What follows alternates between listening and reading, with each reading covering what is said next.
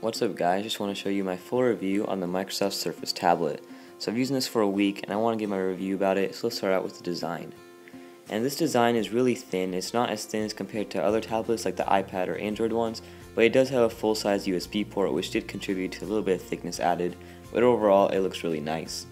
On the bottom we have the Windows 8 capacitive touch button. On the right side we have the little magnetic attachment where you put in your charging. You have the USB port, micro HDMI, and you have one of the speakers. On the top you have the power button, which gives a really nice tactile response when you press it. You have two microphones as well.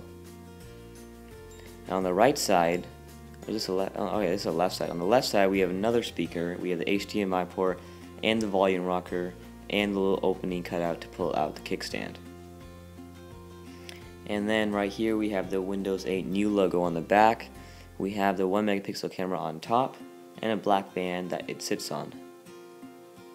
So the kickstand itself is a really nice addition to the tablet. It provides a really nice sturdy support for when you put it on a desk, and it makes a nice clicking sound when you pop it back in and when you pull it out. And so you can put the stand on a table, and that's where it works best, especially with the Type and Touch cover, but when you're using it in your lap it does feel awkward. And on the bottom, that's another magnetic attachment where you can put in your type cover or touch cover. Attach it magnetically, and it's easy to pull apart. It won't fall off if you go like that. And it does make me a little bit nervous when I do this, but you can also hang the tablet by it. So the touch cover itself, it will take some time getting used to. It doesn't have any really response when you press the buttons, except for the nice clicking sound coming out of the speakers. But it will take a while to get used to. I recommend the type cover for those traditional users. The touch and type cover also have little trackpads on the bottom with little mouse buttons to click and right click. If we get into the software itself, this is Windows 8. And you can see here we have a whole bunch of tiles that seem alive, and they're flickering, doing all this fun little stuff, and they're not static and boring compared to the iPad. And actually Android does have widgets too, and I'll give it that. Some apps don't use the live tiles such as Netflix and Word, but none of them really need to. And right here, if you go to the desktop mode, I didn't mean to open up PowerPoint. Let's close it out real quick, but while that we're in here, we can see we have Internet Explorer, we have the Windows Explorer, and the Office suite of apps. You can tell this isn't optimized for touch, it's more used for the trackpad that you would find by plugging in a mouse, or by just using the touch cover and type cover. And so this Internet Explorer does have flash. It's not as fast as you would find on a normal PC, but it's there and it works if you really need to use it. Touch that button to pop up the keyboard, touch this button to pop it back down. So if we open up Windows Explorer, this is where you're going to go if you plug in a USB with some videos or documents on it. You're going to go into here and look for it and open it up. So going back to the home screen, we can see that if we open up the normal Internet Explorer that's made for the touch interface, it's a lot more optimized, it's a lot more easy to use. So if you want to go to a quick website right here, let's go to msn.com.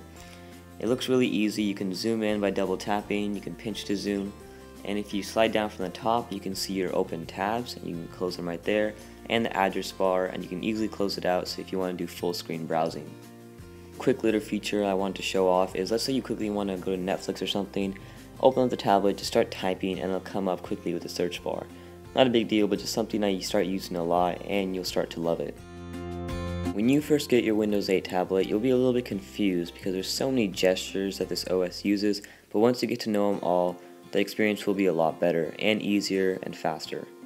So swiping up from the bottom, actually, you can bring up the app list to take a look at all your apps in one instead of just having the live tiles that are pinned.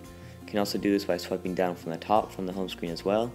To bring up the Chalmers bar, you swipe from the right and you get access to settings, quick settings to do your auto lock and rotation lock, and all some other little features that are helpful as well. If you're opening up an app, you can do some little multitasking, bring up the multitasking bar by swiping a quick in and out from the side. And if you want to do some real multitasking, you just slowly bring in the other app, have it slide into place here, and this way you can do two things at once. It's really helpful for those of you who want to write messages and surf the web at the same time or something, or for more productive things. You can adjust the sizes of the apps as well too. And if you want to quickly close an app and completely close it, just swipe down from the top and basically throw it out of the way. Probably one of the biggest questions you have is, what are the apps on this device? And Honestly, if you open up the store, there aren't that many apps. You don't have a lot of the official ones yet, such as Facebook and YouTube. It does have a lot of apps though, and it's growing at a really fast pace. So if I were you and you wanted to start out with some of the apps you might have in your other tablets, I would wait till Christmas to buy this, where a lot more apps will be out, because the marketplace is growing fast and a lot of the new apps are coming.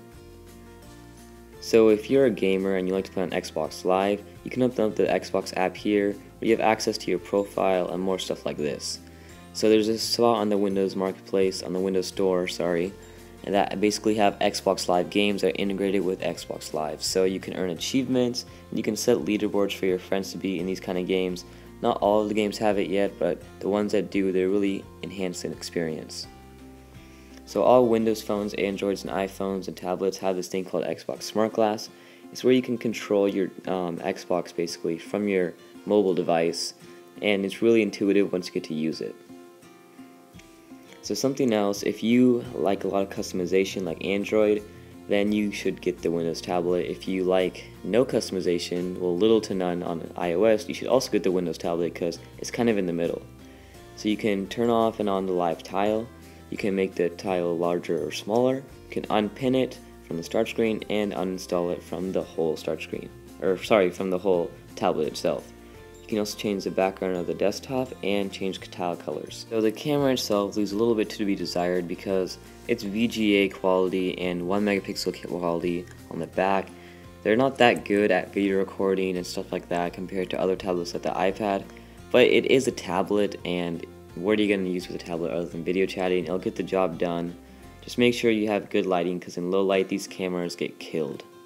So just in case you're wondering, the Surface RT runs on a NVIDIA Tegra 3 processor with 2 gigs of RAM, which is more than enough to support this. It is really speedy, no lag, really buttery feeling when you're using the OS. Something that might get overlooked is that the Surface does have a small micro SD slot under the kickstand, where it's neatly tucked away and safe. The Surface screen is 10.6 inches and it only has a 180 ppi, which is kind of lackluster compared to today's standards, and this is noticeable when you're looking at documents from afar and not zooming in on the web. The reason you came to this review is because you're probably wondering whether you should get the Microsoft Surface or not. Well, I'm going to try helping you to answer that question. So starting off with pricing, it starts off at 32 gigs for $4.99, and then you can get the 32 gig with the touch cover with a little bundle for $5.99, so it's an extra $100 for that touch cover. And then you can just get the 64 gig with touch cover. You can't get the 64 gig alone, but that bundle is $700. There is no 16 gigabyte model available, and the software does take up 16 gigs of the internal hard drive. And so I think Microsoft should have addressed this before they put it on the market. But the micro SD slot does help with this, so you don't have to worry that much about running out of space. Anyway, I just feel like they should have talked about it more.